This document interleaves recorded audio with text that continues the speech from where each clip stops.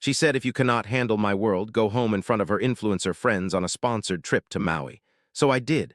I packed my bag at 4 in the morning and caught the first flight back to San Diego while she was still asleep. That was 6 weeks ago, and I am watching my ex-girlfriend's entire career collapse in real time because of what happened next. My name is Eli. I am 34.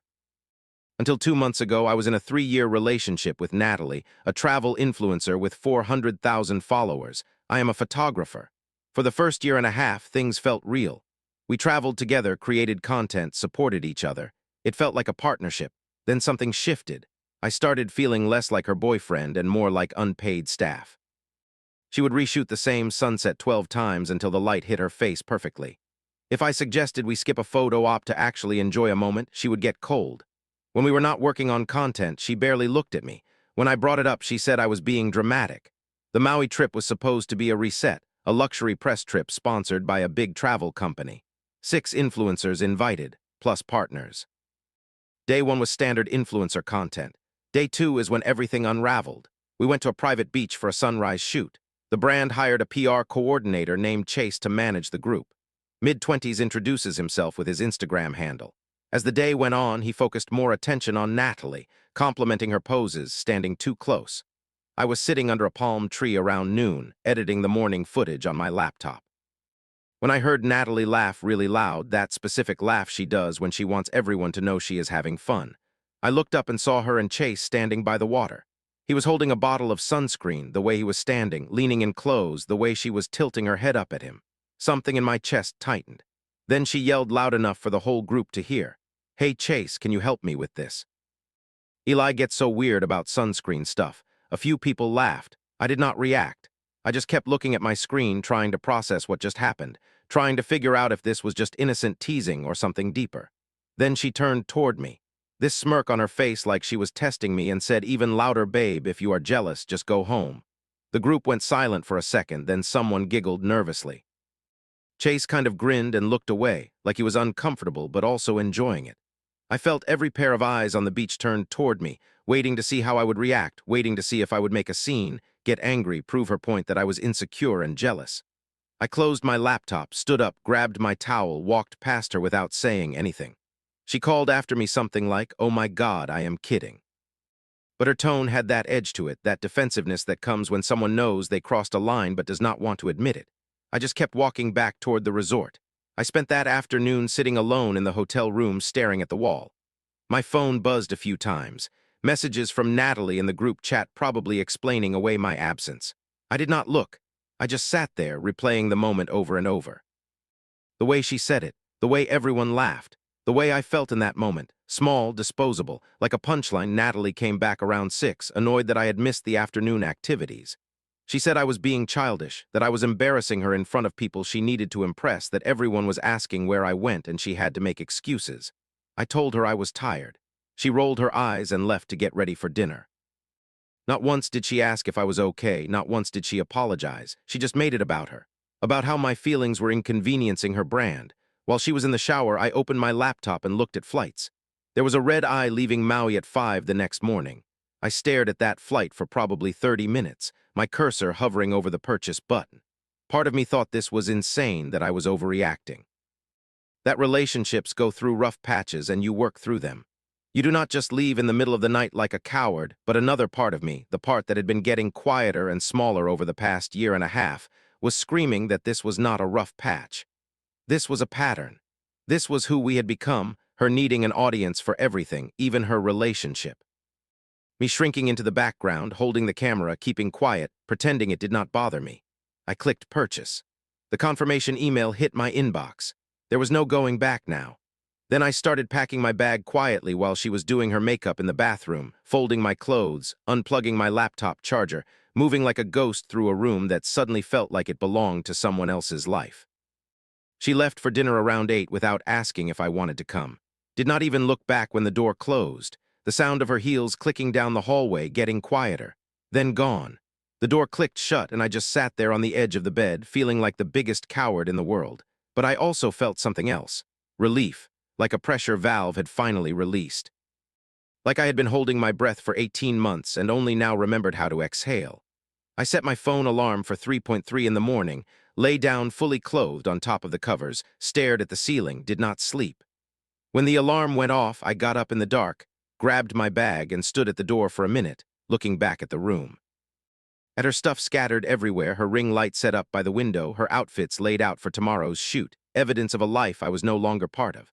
I almost left without saying anything, but that felt cruel in a different way. So I wrote the note. I left the hotel at 4 in the morning, wrote her a note on the resort stationery. You wanted me to go home. I'm just listening. I left it on the nightstand next to her phone charger. Then I took an Uber to the airport, turned my phone off mid-flight, and tried to sleep. When I landed in San Diego and turned my phone back on, I had 63 missed calls. Natalie's last message said, "You are ruining everything. Call me back now." I did not call back. I went home, unpacked, tried to figure out what next. That same night, someone from the group posted a video.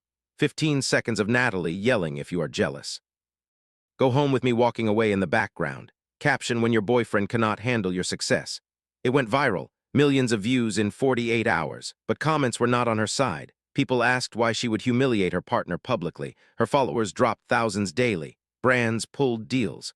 The travel company suspended her partnership. I did not post anything, just untagged myself from her photos and went dark. Then 2 days later, I posted one sunset photo caption. "Respect is quiet, disrespect is loud."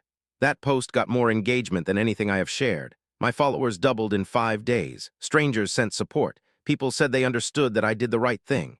Now, 6 weeks later, I am watching Natalie lose sponsorships, move back home, watching her public persona crumble, and I cannot shake the feeling that maybe I overreacted. Maybe if I had stayed and talked like an adult, none of this would have happened. Did I do the right thing? Or did I let the internet destroy her for me? Update 1. It has been 2.5 weeks since Maui. Things have gotten messier, and I am understanding how deep this goes. After I posted that sunset photo, my DMs exploded. Brands I worked with years ago reached out. One outdoor gear company wanted a campaign around quiet confidence. For 3 years, I was invisible in Natalie's content. Now people saw me as my own person. Meanwhile, Natalie's world collapsed faster than I realized. The travel brand terminated her partnership completely and asked for repayment of trip costs because she violated a professionalism clause. One of the other influencers told me this privately. That person also sent screenshots of a group chat from the night I left. Natalie was trashing me, saying I was insecure, that I had baggage from my past that made me too sensitive, that she was tired of babysitting my feelings. Chase replied with laughing emojis, but one of the female influencers called her out, said what Natalie did was cruel, that she would be mortified if her partner left mid-trip. Natalie said I would get over it. They also said Natalie had been flirting heavily with Chase the entire trip, even before the sunscreen incident. That confirmed something I had been trying to ignore for months. I was not just an accessory. I was a placeholder until someone better came along. The beach video kept spreading, TikTok to Twitter to Instagram Reels. Someone made a reaction video that got picked up by commentary channels. Comments were ruthless. A hashtag trended for 2 days about boundaries and walking away from disrespect. Then Chase posted a statement defending Natalie. Long Instagram story about how the video was out of context.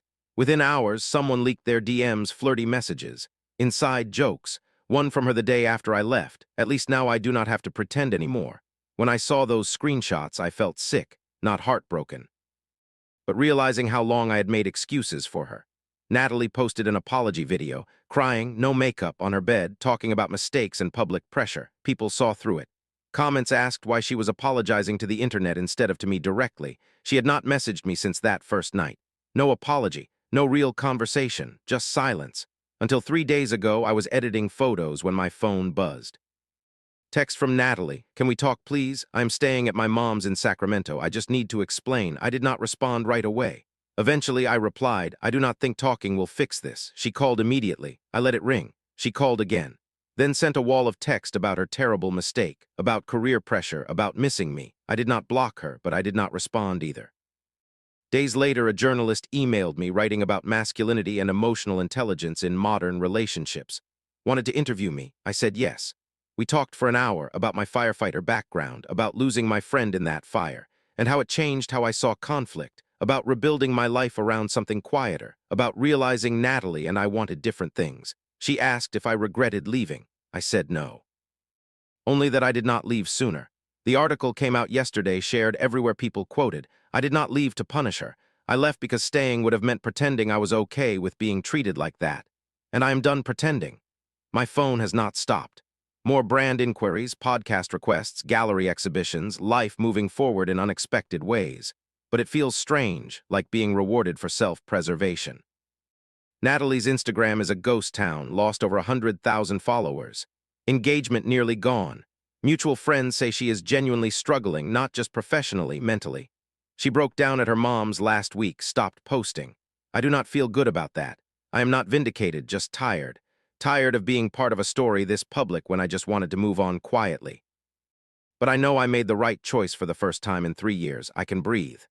Update 2 weeks ago, Natalie showed up at my studio unannounced. I was editing when I heard knocking. When I opened the door, there she was, nothing like her polished self.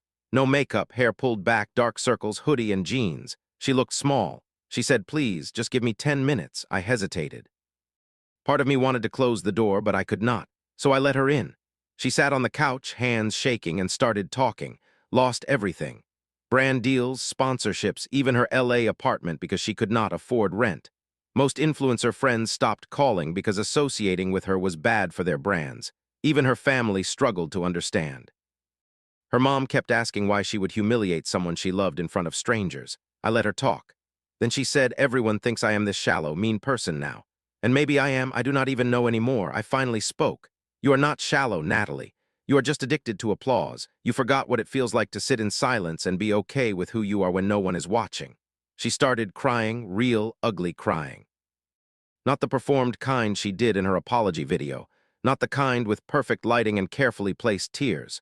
This was raw, shoulders shaking, face in her hands. The kind of crying that comes from something breaking inside, she said. "I just wanted you to fight for me. I wanted you to care enough to get jealous, to make a scene, to prove that I mattered to you, to show everyone that you wanted me." And that is when I realized how fundamentally we misunderstood each other, how completely we had been speaking different languages for 3 years. I told her, "I did not need to fight for you, Natalie. You were already mine, but you wanted me to perform for you, to compete for your attention like it was a prize to be won, to put on a show for your followers and your friends and prove my worth in front of an audience. That is not love. That is a transaction, that is content." She wiped her eyes with the sleeve of her hoodie, looked at me with this expression I had never seen before, something like recognition, like she was seeing me, actually seeing me for the first time in months, maybe years. She said quietly, "I did not know that is what I was doing. I do not know who I am when people are not watching anymore. When there is no camera, no comments, no validation. I do not know how to just be." I said, "I know. That is why I had to leave, because I was disappearing trying to help you figure that out, and I could not save both of us." She looked at me for a long time, and then she said, "You never posted anything hateful about me. You could have destroyed me. Why did you not?" I said, "Because you did that all by yourself. It was harsh. I know it was harsh, but it was also true." She sat there for a minute, staring at her hands, and then she stood up. Before she left, she said, "I really did love you. I just did not know how to do it right." I told her. I know. She walked out, and I have not heard from her since. A few days after that conversation, someone from Maui posted something new. Behind the scenes, TikTok, caption, "The guy who actually left when she told him to go home." Montage of moments from the trip. Me sitting quietly, me editing while they partied, the beach scene, me walking away. It went viral, over 2 million views in 3 days, but the tone was different instead of mocking Natalie. People used it as an example of emotional maturity. Comments said, "This is what boundaries look like." Another, "He did not need to argue, he just left. That is real strength." It evolved into a cultural moment.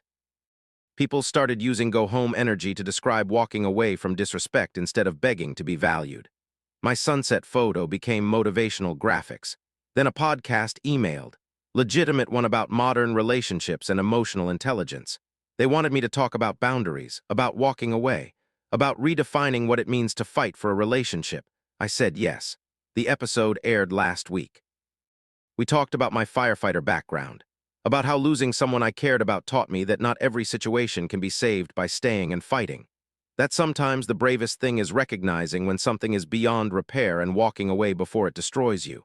We discussed Natalie, too, not vindictively. I made clear I did not think she was bad, just someone who got lost in social media validation, who stopped seeing people as people and started seeing them as supporting characters. The host asked if I forgave her. I said I did. But forgiveness does not mean reconciliation. It means I am not carrying it anymore. The episode blew up, shared thousands of times. People sent messages saying it helped them leave toxic situations, that it gave them permission to stop fighting for relationships that only drained them. My photography career transformed, galleries reaching out, magazines featuring my work. I started leading workshops, small groups of trauma survivors or people recovering from difficult relationships who want to use photography to process what they have been through. It has become the most meaningful work I have done. Days ago, I got a message from one of the Maui influencers, the woman who called Natalie out in the group chat. She wanted to apologize for not speaking up more publicly. Watching everything unfold made her rethink her own relationship with social media and validation. She took a 3-month break from posting and realized how much self-worth was tied to numbers on a screen. She said Natalie reached out recently. That Natalie was thinking about stepping away from influencer work entirely, going back to school or doing something behind the scenes. Something that did not require performing her life for strangers. I do not know if that is true or just another narrative, but I hope it is real. I hope she finds a way to be okay when no one is watching, because that is the only way any of us heal. I am in a good place now, better than I have been in years, not angry, not bitter, just aware. Aware that I spent 3 years trying to be enough for someone who was never going to be satisfied because she did not know how to be satisfied with herself. Someone asked in the podcast if I would ever take her back if she changed. I said no, not because I do not believe people can change, but because I have changed too, and the person I am now knows what he deserves. Final update: my life looks completely different. Photography became full-time work. Prints in 3 galleries across California published a series called Still Water, focusing on quiet, reflective landscapes. Images that make you stop and breathe. It has done really well. The workshops grew too, working with a nonprofit that connects trauma survivors with creative outlets. Weekend retreats where people learn photography to process grief, loss, anger. Most fulfilling thing I have been part of. Some participants became genuine friends. I have not spoken to Natalie in 10 months, but I know where she ended up, and it is not what I expected. She moved back to her hometown, went quiet for 6 or 7 months, then reemerged doing something completely different, started a small creative agency, not influencer work. She helps nonprofits and community organizations tell their stories. Social media strategy, content creation. But focusing on amplifying voices that need to be heard, not chasing engagement. I found out because someone I know works with one of the organizations she helps. They said she is good at it, thoughtful and collaborative, does not make everything about herself. They had no idea about her past or Maui to them. She is just someone who knows how to build a story and get people to care. Few weeks ago, I got a message from her. I saw your Still Water series at a gallery in Sacramento. It is beautiful. I finally understand what peace looks like. I sat with it for days, then wrote back. Peace is not something you find. It is something you stop running from. She did not reply, but I think she got it.